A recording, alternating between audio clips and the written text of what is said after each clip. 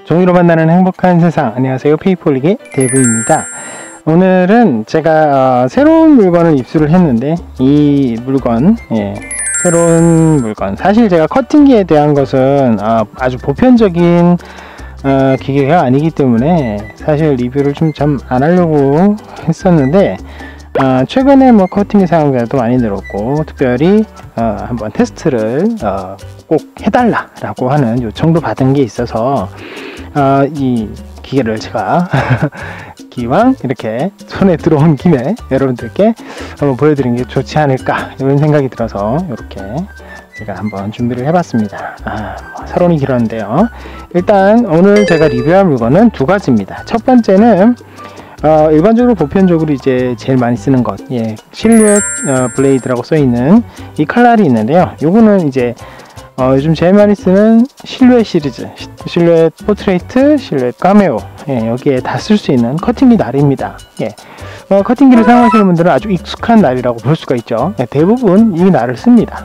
그리고 이 날의 내구도도 그렇게 나쁘지 않아요. 제가 이 날을 가지고 거의 매일 커팅을 최소 한 장 이상 이렇게 커팅을 하는데 그렇게 해도 꽤 오래 갑니다. 꽤 오래 갔습니다. 한 1년 넘게 썼던 것 같아요. 그러니까 기본적으로 한 2000장 넘게는 충분히 자를 수 있는 칼날입니다. 물론 종이 모형 기준이고요. 120g 펄지를 제일 많이 잘랐을 때 이야기입니다.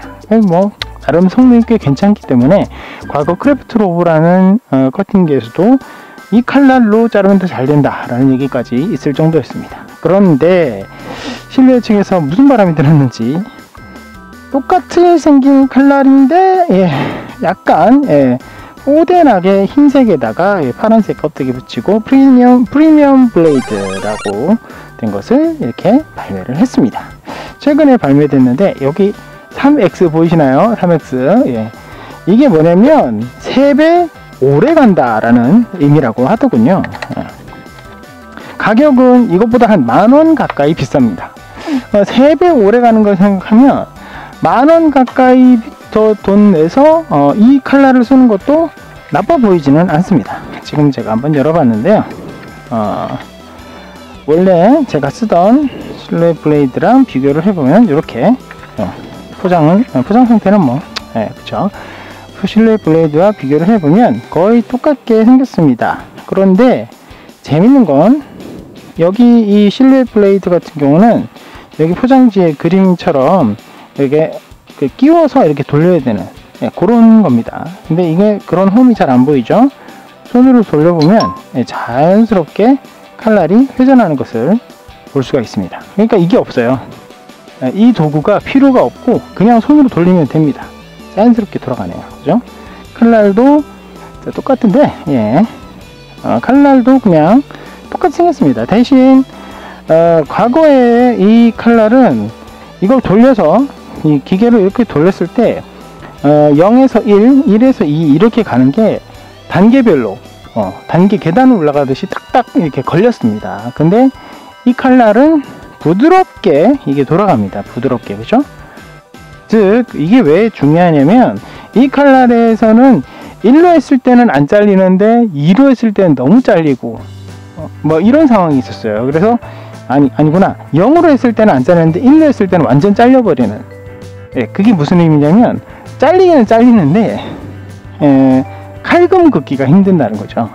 칼금이 안 그어지는, 그러니까 압력값을 얇게 했을 때 살짝 그어지는 그런 상황이 있어야지만이 종이 모형을 만들 때 지금처럼 자연스럽게 이렇게 접히는, 잘려지지 않은 이 상황이 돼야 되는데 이 칼날이 그렇게 정밀한 그런 길이를 맞추기가 쉽지가 않았어요. 그러니까 단계별로만 무조건 올려야 되니까 그 중간을 할 때는 아주 그냥 손으로 낑낑거려가면서 맞춰야 되는 그런 상황이 있었는데 이 칼날은 끌을 필요가 없습니다. 자연스럽게 그냥 쓱쓱 돌아가고요. 내가 만약에 0하고 1 사이에 맞추고 싶다, 그럼 맞추면 됩니다. 그렇죠? 1하고 2 사이에 맞추고 싶다, 그럼 맞추면 됩니다. 아주 자연스럽게 잘 돌아가는 게 이 칼날의 아주 큰 장점이 아닌가 이렇게 생각이 되네요. 그것도 손으로 이렇게 돌리면 되니까, 그죠? 굉장히 쓰기가 편해졌습니다. 이 칼날도 나름 좋았는데 가격 대비 성능은 뭐 그 잘 모르겠습니다. 3배까지 제가 쓰려면 앞으로 아마 한 4, 5년은 써야 될 것 같아요. 근데 그때까지 잘 버티는지 4, 5년 뒤에 리뷰가 가능한지는 모르겠지만, 아무튼 그렇게 생각되는 것도 있지만 편의성으로 봤을 때는 충분히 10,000원을 더 내고 사용하는 것도 그렇게 나쁘지 않다라고 생각도 되네요. 일단 그렇습니다. 두 번째 제가 보여드릴 물건은 아주 이슈가 된다 혹은 많이 궁금하다라는 그런 물건 중에 하나인데요.